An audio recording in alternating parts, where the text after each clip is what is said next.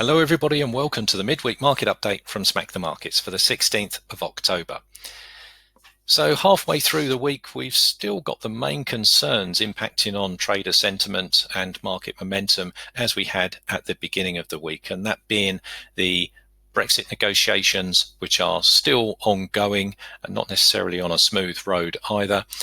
The US and China trade pact, which seemingly doesn't seem to be quite as agreeable as it seemed at the beginning of the week, and of course the Turkish Syrian offensive is still going on, which is upsetting many nations as well. So a number of things there still at play. So let's take a look at the markets that we discussed on Monday and how they're faring out, and some of the opportunities that we're looking at into the remainder of the week. Now, first of all, if we come and have a look at the Dow Jones here, this was the Dow futures contract. And on Monday, we were talking about this 26,800 level. This was being this sort of key level that the market was just underneath on Monday. You can see at the moment that the market is now above 26,800. So it's sort of broken above there nicely. And the trend here on these higher time frames still looking sort of rather nice, so particularly with these higher lows that the price is putting in. If we come down to, well, actually come straight down to the 4-hour time frame, and we can see the price action in a bit more detail here. So from Monday, the markets sort of broke through or sort of retraced back underneath 26,800.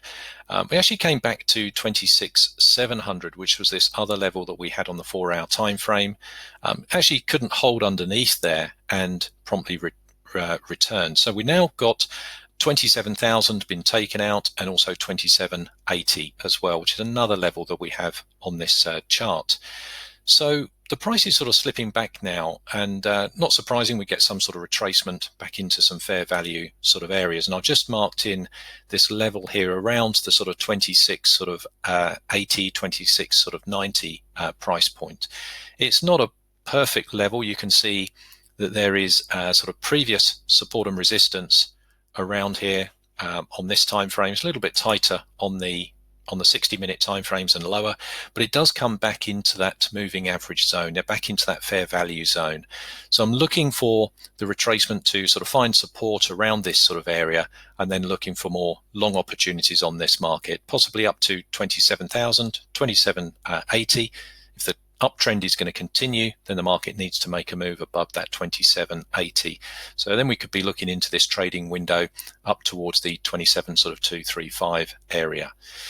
So still looking for long opportunities after this retracement here on the 4-hour time frame.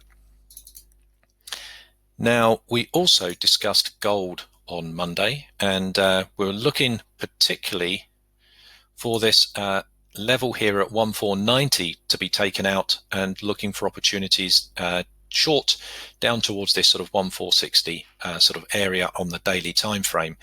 Now, at the moment, the market did break under, and it still has broken underneath that level. So if we have a look at this on the 4-hour time frame, you can see the market's broken under. It's now sort of come back to retest that level, and the trend here, whilst it's sort of broadly to the short side, it's not the most easiest of trends to consider trading. So what I'm looking at here is to see if we can get sort of a bit more sort of confirmation, a bit more of a break down below this sort of 1480 level. And I'll show you that on the 60-minute time frame, so you'll see what I mean. So we can see here around that 1480 level, there's been previous tests of previous support and resistance on this market. So once price sort of rolls over here, once we get underneath this point here, it will confirm the break to the short side. It will confirm weakness in this market, and that for me is going to be a better opportunity to look for those sort of shorter opportunities. So still looking at precious metals, weak precious metals, and looking for those markets once they sort of roll over. Now, we spoke about the dollar Sing as a currency opportunity at the beginning of the week. Now, if we come and take a look at this on the daily, The opportunity that we were looking for was between 137 down towards 136, this sort of trading window to the short side. Now what's happened is the market did break underneath this area. We got some dollar strength come back into it after that time, and now we've got the retracement here. So this needs to sort of settle out. We're getting a deeper retracement than on this market, so possibly back into 137.50 is the next sort of structure point here. But again, charts at this moment in time not looking sort of particularly easy because of the retracements that are going on within these trends. So one of the other markets that we're liking the look of at the moment here is the euro against the Aussie. So if we take a look at this one on the higher time frames, we can see that broadly the euro is strong at the moment. The Aussie has been weak for some time, and we've had this sort of move here, this sort of general sort of trend on the higher time frames of this market moving higher. For some time, it has been sort of contained around this sort of level that we can see on the weekly chart. But recently, the market is now sort of pushing higher. You can see that there's been a few real tests of this level over the past few weeks, but now the market is pushing to the high side of this this sort of range here. Now, above this, there doesn't look to be an awful lot in the way for maybe at least a sort of a move up here towards this 165 level. So it's still quite some distance to the long side. If we come down to the daily time frame, we can see the trend structure here on the daily. We can see that we've got good momentum, still strength in this trend at this moment in time. And again, sort of not a lot in the way of potential structure points in the way to resist price and resist that trend going higher. So coming down to the 4-hour time frame, we can start to see some better chart actions and better sort of trend geometry here now on these lower time frames.